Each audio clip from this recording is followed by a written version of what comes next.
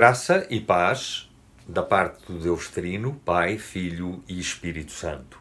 Graça como aquele favor contínuo da parte de Deus em relação a cada um de nós. Ainda antes que os nossos pais nos desejassem, Deus, Ele desejou e planeou a nossa existência, e mesmo aqueles que não foram desejados, em termos humanos, eles foram e são desejados da parte de Deus. Mas essa graça divina não apenas tem a ver com as nossas origens, tem a ver também com tudo aquilo que diz respeito à nossa vida, à provisão de Deus para cada um de nós, mas de uma forma muito saliente em relação à recuperação, à redenção, à expiação, aquilo que Jesus Cristo ele realizou de tal maneira que pudéssemos voltar à origem, vamos assim dizer, voltar ao plano e ao desígnio de Deus, aquele que é o sonho de Deus para a vida de todos nós, não apenas enquanto nós vivemos nesta terra, ainda sujeito a tantas contingências, mas ao plano e ao propósito de Deus em relação a uma vida que permanece e que é uma vida eterna, que Ele deseja seja vivida na sua presença.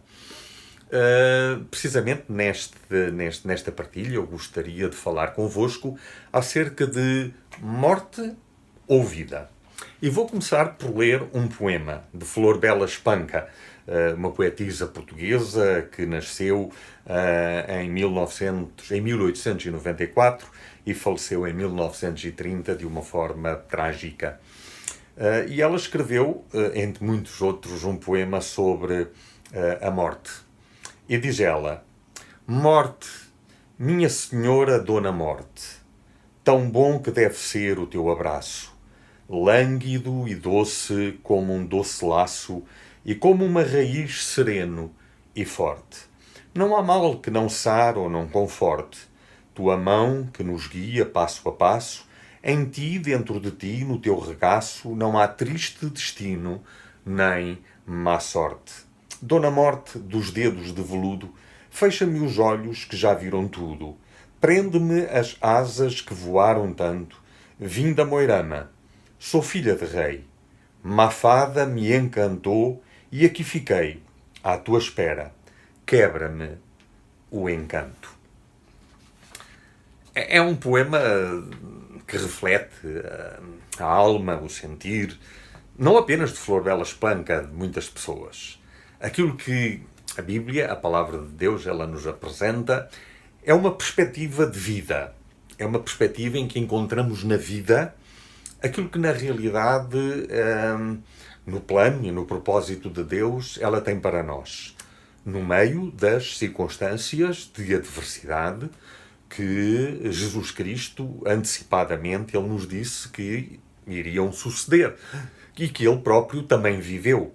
Ele disse: no mundo tereis aflições, mas disse também: tendo bom ânimo, porque eu venci. Ele venceu o mundo.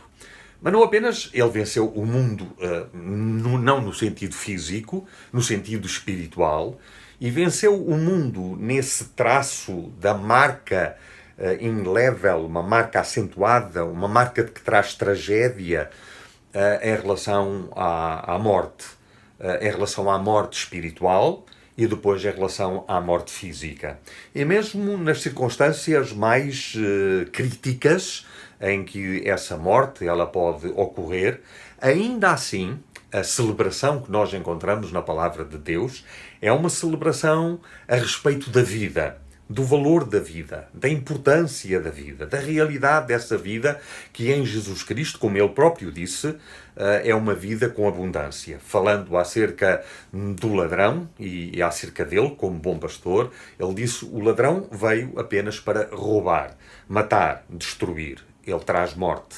Mas ele disse de si próprio: eu vim para que tenham vida e vida com abundância.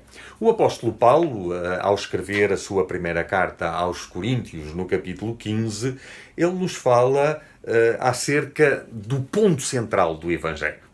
O ponto central do Evangelho tem a ver com um facto histórico, um facto histórico que mudou a história ou que pode mudar a história, mudou efetivamente, mas tem que haver da nossa parte uma decisão muito concreta. A realidade histórica prende-se com a ressurreição de Jesus Cristo.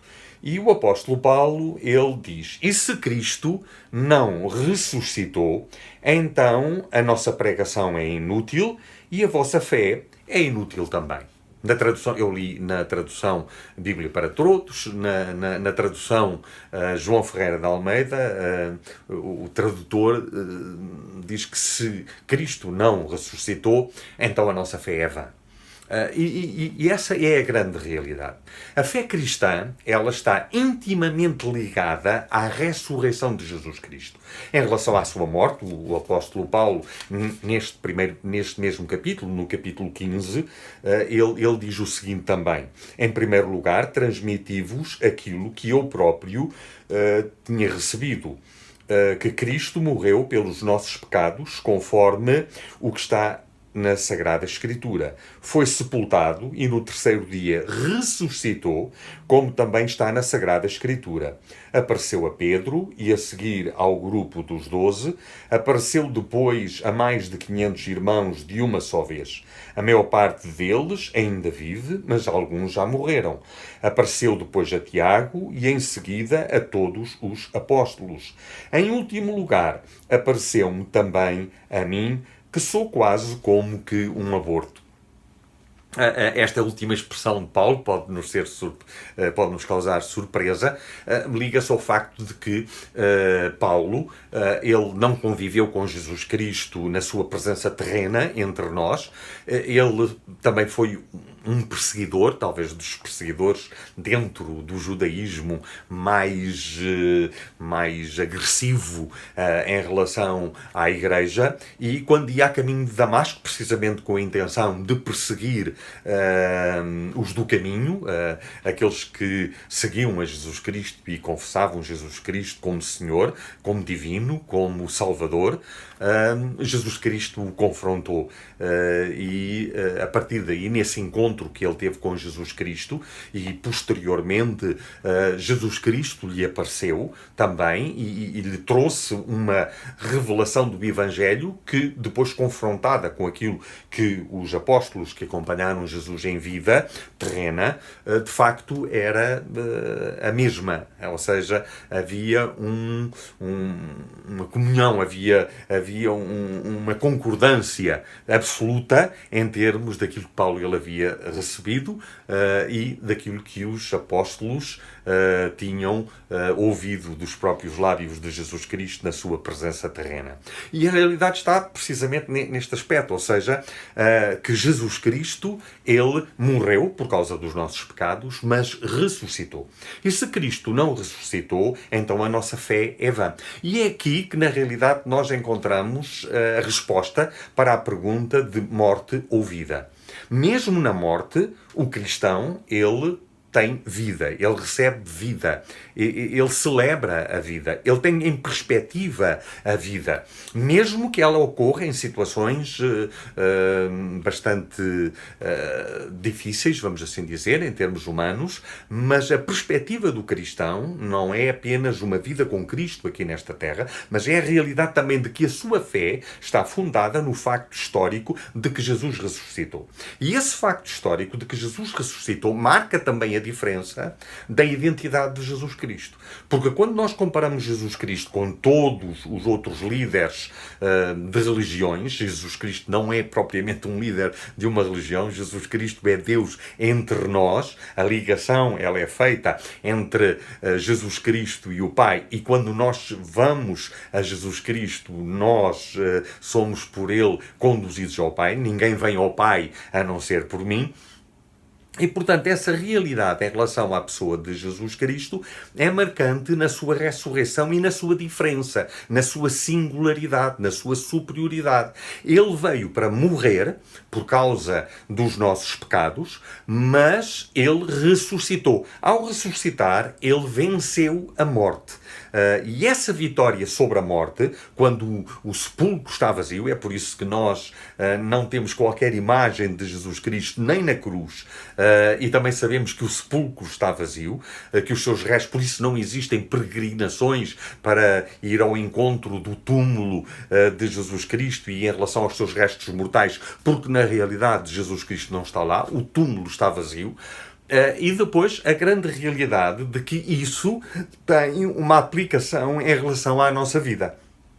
Ou seja, a ressurreição, a morte de Jesus Cristo tem a ver connosco, e a sua ressurreição também. Não estamos a falar de simbolismo. Jesus Cristo não ressurgiu simbolicamente. Até que Paulo dá testemunho acerca das pessoas que viram a Jesus Cristo. Testemunhas oculares de Jesus Cristo ressurreto. E essa é a marca do Evangelho. Por isso não era muito difícil alguém, de alguma forma, pôr em causa o Evangelho desde que o corpo de Jesus Cristo aparecesse. O facto é que o Evangelho começando a ser pregado e a pessoa de Jesus Cristo em Jerusalém, onde efetivamente Jesus Cristo ele tinha sido crucificado, se porventura houvesse alguma mentira nesta situação, o que aconteceria é que bastaria mostrar o corpo de Jesus Cristo. E isto nunca aconteceu. E haviam muitos interesses e poderosos interesses, tanto da parte da religião como da parte do poder político, porque o túmulo tinha sido guardado por uma escolta romana e, portanto, haveria todo um interesse. Portanto, se fosse possível, eles teriam dito, não, desculpe, o corpo está aqui, e mostrariam o corpo, e automaticamente o Evangelho cairia pela base. Mas o apóstolo Paulo dá disso também testemunho. Se Cristo não ressuscitou, então é inútil a nossa fé e é inútil a nossa ressurreição. Mas logo mais adiante, o apóstolo Paulo, ele diz o seguinte... ele fala acerca da ressurreição e ele diz que, na realidade, Jesus Cristo, ele ressuscitou. Ou seja, a ressurreição de Jesus Cristo é uma verdade. E ele afirma essa situação de uma forma muito taxativa. Ele diz, mas a verdade é que Cristo ressuscitou dos mortos e é a garantia da nossa própria ressurreição. Ou seja, a morte de Jesus Cristo e a sua ressurreição, que tem a ver com a identidade de Jesus Cristo, também tem um profundo significado para cada um de nós. A morte de Jesus Cristo resolveu o problema do nosso pecado, porque a partir da sua morte, se nós recebemos aquilo que Ele nos oferece, nós temos o perdão e, portanto, o nosso pecado está resolvido diante de Deus, mas também a sua ressurreição nos traz vida espiritual para nós vivermos enquanto nós estamos aqui num relacionamento pessoal com Deus, mas também nos dá a garantia da nossa própria ressurreição. Ou seja, que diante da realidade da morte e da vida, o que sobressai é a dimensão efetivamente da vida presente, da vida futura, que é a vida eterna. A partir de Jesus Cristo nós temos vida eterna, vida espiritual, e temos também a certeza absoluta da nossa ressurreição. E se porventura, quando nós morrermos, o nosso corpo, ele deixa a terra, mas o espírito vai para Deus que o deu, mas aguardamos o momento da ressurreição em que nós receberemos um corpo glorificado à semelhança do próprio corpo de Jesus Cristo. E no fim deste capítulo 15 de Coríntios, o apóstolo Paulo, ele termina de uma forma enfática e eufórica também. É um grito de vitória, porque ele diz, ó morte, onde está agora a tua vitória? Onde está o teu poder de matar? O poder da morte é o pecado, e o que dá poder ao pecado é a lei. Graças a Deus que nos deu a vitória por meio da ressurreição de nosso Senhor Jesus Cristo. Por isso, meus queridos irmãos, sejam firmes e constantes. Façam sempre com entusiasmo aquilo que o Senhor quer, porque o esforço que fazem por Ele nunca será inútil. Então a nossa certeza, a vida cristã é pautada por esta dimensão de vida.